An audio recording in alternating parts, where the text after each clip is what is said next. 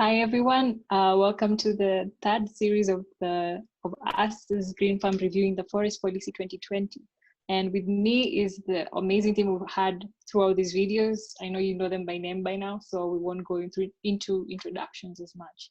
So today we're going to be speaking around green businesses and what does the Forest Policy 2020 really speak on in terms of what are the opportunities that are being showcased in that policy document and what did we as Greenfirm discover in that.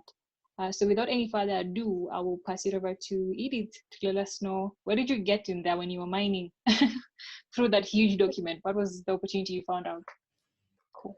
Yeah, thanks, Rukia. I think there's opportunity for plenty of green businesses and opportunities also for businesses that are already existing to go green. So one thing that really stood out for me is the fact that the policy was open to linkages with other sectors. So it mentioned a few sectors, including the energy sector, the education sector, the wildlife and tourism sector. And, you know, collaboration is the future.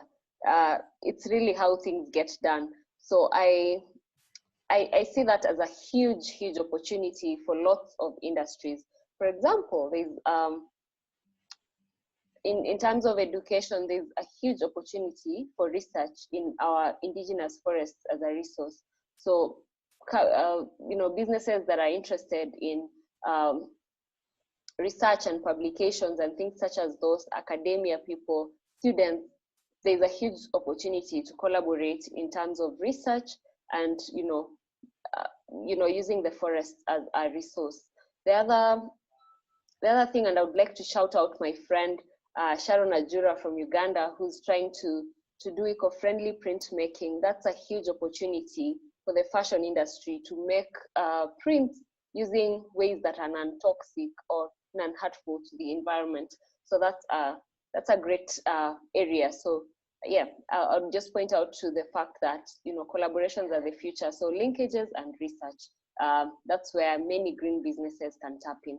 Also, there's also the idea of providing alternatives such that your business is, you know, assisting to conserve the forest, because we had also talked about, you know, increasing the forest cover in our small spaces. So there's opportunity for businesses to come into providing alternatives to, you know, probably wood fuel or an alternative to the forest resources. Is there a way you can grow food better or grow food along forests or things like that? Yeah. Thank you. Thank you so much, Edith. That's super useful and very impressive, because 100% collaboration is key, and it's something we need to all consider when we're talking around these issues. So I'll pass it over to Kaso. Some of the opportunities I came across was the policy talks about supporting efficient forest-based enterprises for production, marketing, transportation. So in all those small parts of the in all those small parts, workers are able, you're able to get employment, let's say like drivers for transporting the goods, marketing, you get people who are able to market the goods, you know, things like that. So that's what I gathered from what I went through. Thank you. So yeah, I'm 100% like, I think when people think about jobs, they always forget the drivers and the transporters, and without transportation, you can move up the value chain from the producers to the suppliers and vice versa. So that's a very key point in terms of green jobs and green businesses around that. Rebecca, what do you think about the green business opportunities that the forest policy is giving us this time?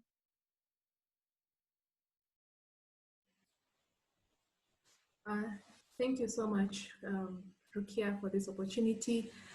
First of all, I also want to say that I agree that the key word now when you're looking about the forest policy is collaboration. They've really considered other sectors of the economy in regards to forest conservation and management. I think we'll be very keen on following up on the implementation plan because we realize there are certain aspects that will maybe call for lifting, for example, of the harvesting ban on the forest. And it's interesting that even here we are also talking about, you know, sectors that add to the economy, for example, transportation. Maybe people will not be so happy, so to speak, especially for those who are very keen on forest conservation. But the reality is 80% of Kenyans actually rely on fuel wood for their energy, you know, energy source. So maybe the other thing that I would say that comes up as an opportunity to talk about sustainable production and consumption of the forest products and services. In the essence, we do not want to say, you know, kill the entire sector, because initially when you look at the forest, the current ban on the harvesting of forest products, it affected other sectors. There are many regions that relied on the timber and the forest products that were brought on board. And it would be nice, even as we talk about the forest review, and even as we talk about giving our comments on the forest review, it would be nice as businesses, when you look into the opportunities that are opening up right now, see how we can make this better and not move to the initial, you know, how it was before. Maybe there was a forest ban because people considered the current, the system that was there at hand was not sustainable and was actually very detrimental to the forest. So that even as we're trying to fill in the gap in the energy sector, in ensuring that every household is able to have energy to be able to do their, you know, either cooking, or if it's an industry that uses fuel wood to be able to run its business, what ways how can we add to that conversation as a business? Maybe you might have a particular technology that can help people not to consume so much wood fuel. So to add to that, I like the way that policy talks about trees outside forests. That, I think, is something that is very important for us as people who are interested in green businesses, because we realize that apart from the products that we get from the forest, the medicine, the food, the fruits, and all that, a green business can look at this as, hey, this is an opportunity for us to explore what are other avenues that we can use. If you, for example, decide to set aside a piece of land for a plantation forest, how can you use this to be able to, one, conserve the forest, two, you know, change the conversation around degradation of forests and the ecosystems, and at the same time, you also want money. The truth is, if you do not want to conserve something that is not going to help you to sustain your life and add an income. And I would propose maybe businesses can look into setting aside a piece of land, you know, nurturing a plantation forest for the sake of having an arboretum, for example, or having forest walks, because this is not on something that is only solely meant for the government, but we as citizens who want to live in a clean and healthy environment. As a business, why not say, like, you know, apart from having this piece of land for our factory, we have this other piece of land where we are setting aside as an arboretum, where students could be open to, you know, do their research there. You're able to get your fees from there. You're also supporting the community forest associations. So my point would be, you know, businesses in the plantation forests and the trees outside forests. Thank you.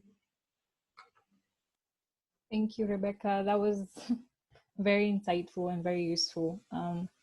So I think I'll just like to just do a wrap up of what we just discussed and all these points that you all spoke around, in terms of like how this new policy is just finding that interlinkage. And you'll see from our last video how we discussed how like all these policies are not standalone policies.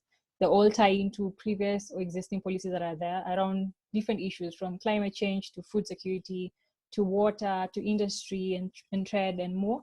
And that's something we need to consider in terms of, so how does that interlinkage help us with our opportunities as well? And I liked all those points are coming from Kahaso around like the issues around like green jobs and like which are drivers and whatnots, and what Becky spoke around plantations and how that contributes to the NDCs that we're trying to reduce as a country as well. So just as a wrap up, I'm just going to be advising you to check out our last video that we did on tips and tricks on how to review a humongous policy like the one we just reviewed really shortly, and also check out like what our thoughts were from that policy. And we'll be linking down on the link below an article that we wrote on our LinkedIn page just to wrap up our thoughts on that topic. And I'd like to know if anyone else has a few thoughts before we end. Maybe Kahaso, or yeah.